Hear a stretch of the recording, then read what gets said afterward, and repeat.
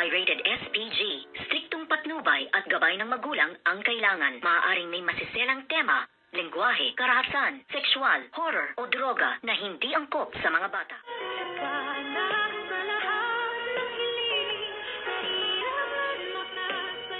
Good evening and welcome sa aking munting channel. Takot na ngayon nitong si Madam Chantal.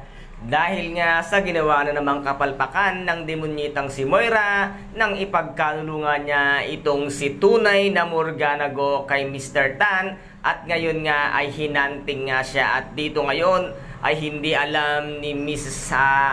Chantal kung ano ang kanyang gagawin dahil nga nasabi nga niya dito kay demonyitang Moira, ngayon hindi ko alam kung ano ang tumatakbo sa utak ng half-sister mo. Gusto mo bang mabuking ka at malaman ng lahat ang katotohanan kung sino ka?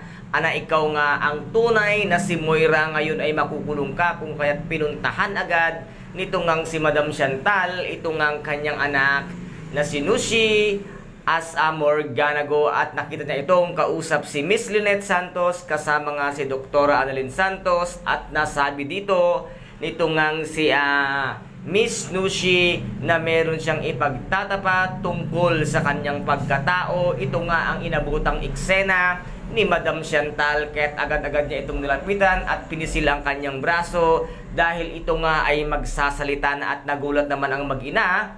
At tinanong nila kung magkakilala nga sila at sinabi nga dito nitong si Miss Nushi na ever since ay magkakilala silang dalawa at nagulat ang mag-ina nang sabihin nga ever since na magkakilala sila, ibig sabihin ay mag-ina nga din silang dalawa. Kaya guys, ito po ang ating pakaabangan bukas dito nga sa Abot Kamay na pangarap na kung saan ay napaka-intense at kapanapanabik ang bawat eksena. At kung nagustuhan po ninyo ang aking videos for today, paki-subscribe na lamang po ng aking channel, paki-like and share para maging update kayo sa lahat ng gagawin kong videos. Maraming salamat po. Ingat, God bless and bye-bye!